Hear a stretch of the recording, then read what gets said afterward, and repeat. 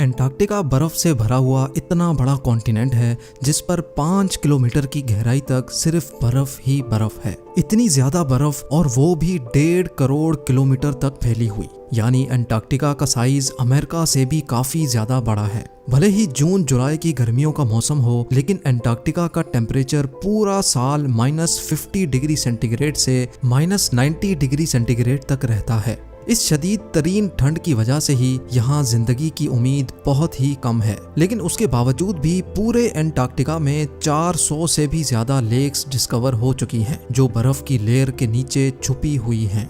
GeM TV के videos में एक बार फिर से खुशामदीद। नाजरीन, एंटार्क्टिका में ना ही कोई टाइम जोन फॉलो होता है और ना ही यहाँ किसी कंट्री का कब्जा है। हत्ता के पूरे एंटार्क्टिका में सिर्फ 2 ATM मशीन्स लगी हुई हैं। कई लोगों का मानना है कि एंटार्क्टिका की बर्फ के नीचे कई राज पोशीदा हैं। कुछ का तो ये भी मानना है कि बर्फ से ढके हुए इस मिस्टीरियस कॉन्टिनेंट के नीचे एक अलग ही दुनिया बसती है जहां एलियंस का राज है।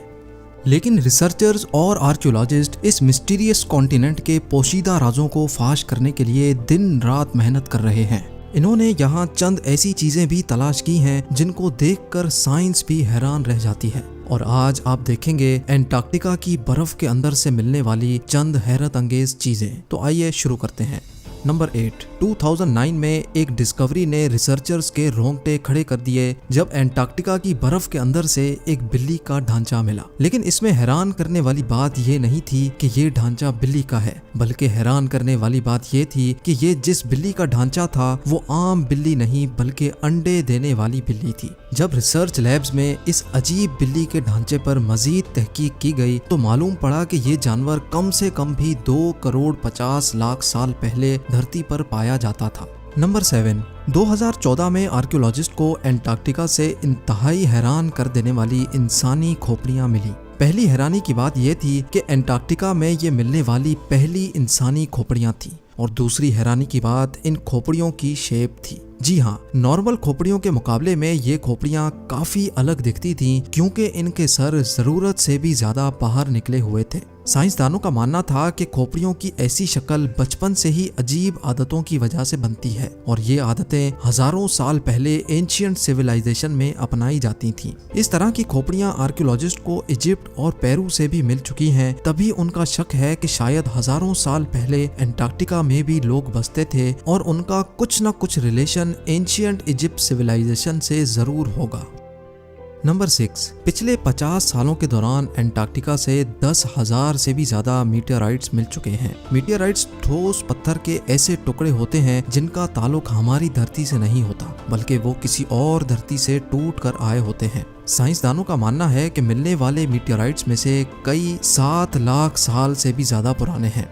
वैसे तो ये पता लगाना बहुत ही मुश्किल है कि इन मीटियोराइट्स का ताल्लुक किन सितारों या प्लेनेट से है, लेकिन 2002 में एंटार्क्टिका पर गिरने वाला एक छोटा मीटियोराइट 2015 में डिस्कवर किया गया था, और साइंस का मानना है कि ये कहीं और से नहीं बल्कि मार्स से टूटकर आया है, क्योंकि इस मीटियोराइट के अंदर ऐसे बैक्टीरिया थे जो मार्स पर पाए जाते हैं।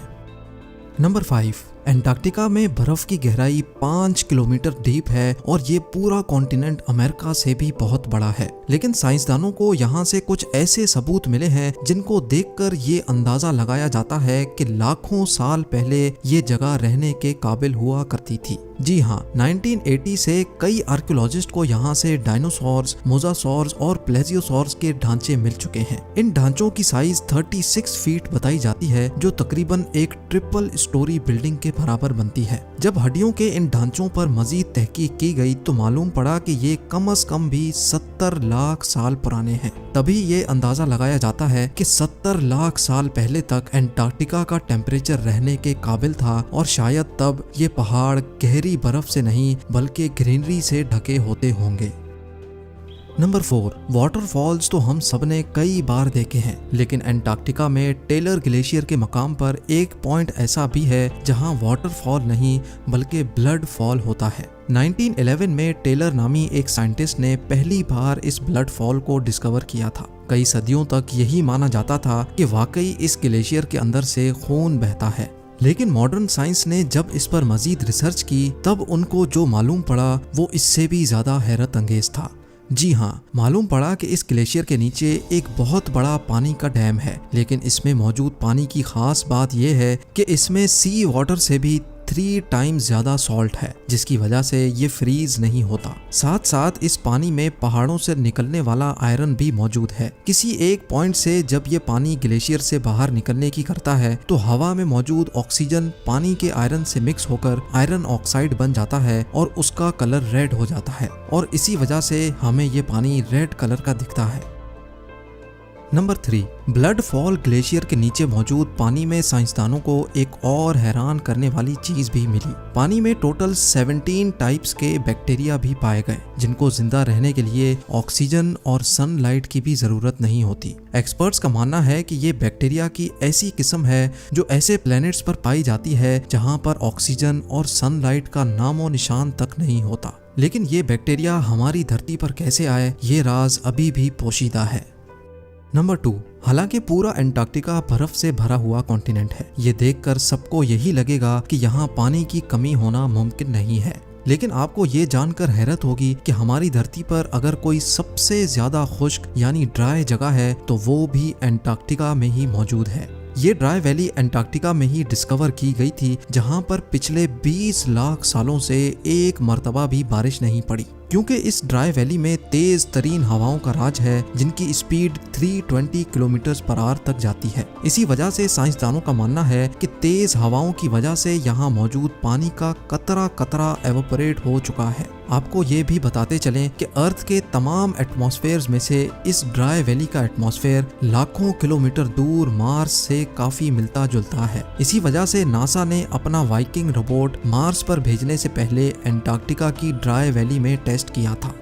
और अब नंबर 1, आर्कियोलॉजिस्ट की एक टीम को एंटार्क्टिका की बर्फ के अंदर 1100 फीट की गहराई से एक इंतहाई खौफनाक मखलूक का ढांचा मिला। ये पता लगाने के लिए कि ये ढांचा कौन से जानवर का है, कई एक्सपेरिमेंट्स किए गए, लेकिन हैरत अंगेज तौर पे इसका स्ट्रक्चर किसी भी जानवर से मैच ना हो सका। इस खौफनाक ढांचे की लंबाई 8 फीट बताई जाती है, जिसकी हड्डियां बॉडी से निकली हुई हैं। कई सालों की मेहनत के बाद भी आज तक ये पता नहीं लगाया जा सका कि ये जानवर कौन सा था और आखिर इस धरती पे आया कहां से था। उम्मीद है जेम टीवी की ये वीडियो भी आप भरपूर लाइक और शेयर करेंगे। आप लोगों के प्यार भरे कमेंट्स का बेहद शुक्रिया। मिलते हैं अगली शानदार वीडियो में।